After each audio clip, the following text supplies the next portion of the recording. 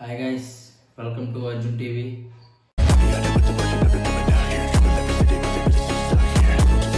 Hi guys, నమస్తే అందరికీ. Topic ఏంటంటే మన భారతదేశంలో ఎంతో పురాతనమైన కట్టడాలు, ఎంతో పురాతనమైన శిలా సంపద మరియు ఎంతో పురాతనమైన ప్రాచీనమైన ఆలయాలు ఉన్నాయని మనందరికీ తెలుసు. ఈరోజు అటువంటి పురాతనమైన కట్టడాల్లో ఒకటైన మన శ్రీకాకుళం ఉండే సాలిగుండం దగ్గర ఒక కట్టడం ఉంది.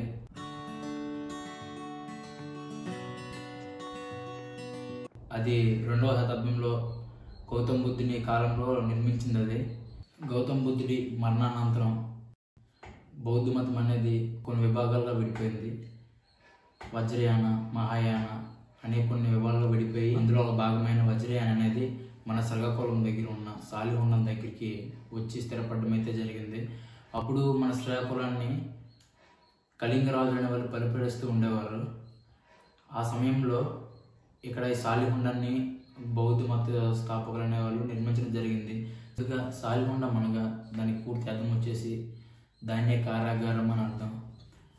ఎంత అమేజింగ్ అంటే బ్రో, 2వ శతాబ్దంలోనే ఒక కొండ మీద బౌద్ధ మతస్థులు నివాసం ఉండడానికి వైద్య శిబిరాలు మరియు వంటశాల, అలాగే స్కూల్స్, వాళ్ళ జ్ఞానం చేసుకునే జ్ఞాన మందిరాలు, అలాగే ఆలయాల్లో గల శిలా సంపద మీద నుంచి చూస్తే ఒక పక్క రివరు, ఇంకో పక్కన కొండ మీద బౌద్ధ మత స్థాపకుల నివాసం అనేది ఇప్పటికెళ్ళినా అంత అమేజింగ్గానే ఉంటుంది.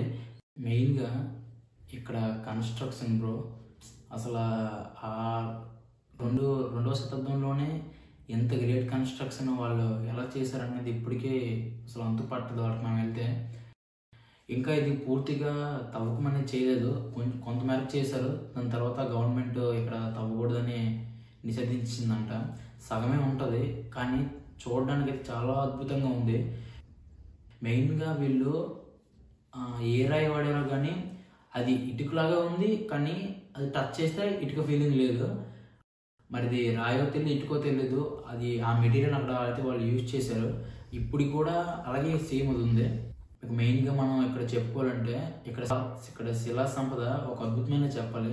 ఎందుకంటే ఆ కాలంలో అంత గొప్పగా అసలు వీళ్ళు ఎలా చెక్కారు అనేది ఇప్పటికీ అసలు చాలా ఆశ్చర్యంగా ఉంది.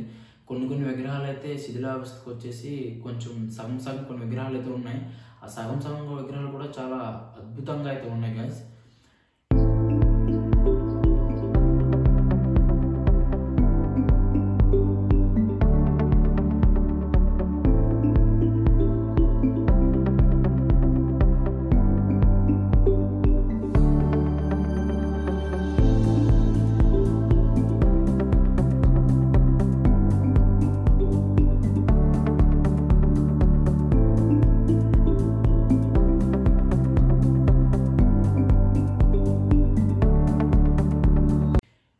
విషయం ఏంటంటే గైస్, మెయిన్గా ఇక్కడ టూరిజం అనేది చాలా తక్కువ ఉంది.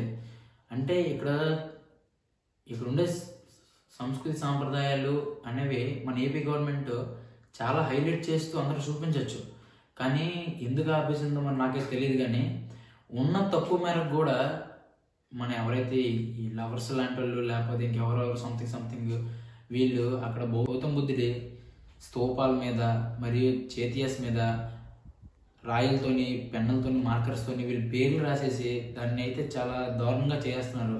ఎవరైనా సరే వెళ్ళాలనుకుంటే మాత్రం వెళ్ళండి, చూడండి, వాటి నలుగురు తెలియజేయండి. కానీ దయచేసి ఇలా రాయడం అనేది చేయకండి గైస్. ఎందుకంటే 2000 శతాబ్దంలో ఉంది. మనం ఇంతవరకు ఇంత గర్వంగా చెప్పుకుంటున్నామంటే, ఈరోజు ఆ ప్లేస్కి వెళ్తున్నామంటే అది వాళ్ళ గొప్పతనం, అది మన తరతరాల సంపద. అది దాన్ని మనం ఆఫ్టర్ ఆల్ మన పేర్లు వాటి మీద రాయడానికి అంత అర్హత మనకు లేదని నేను చెప్తాను నేనైతే.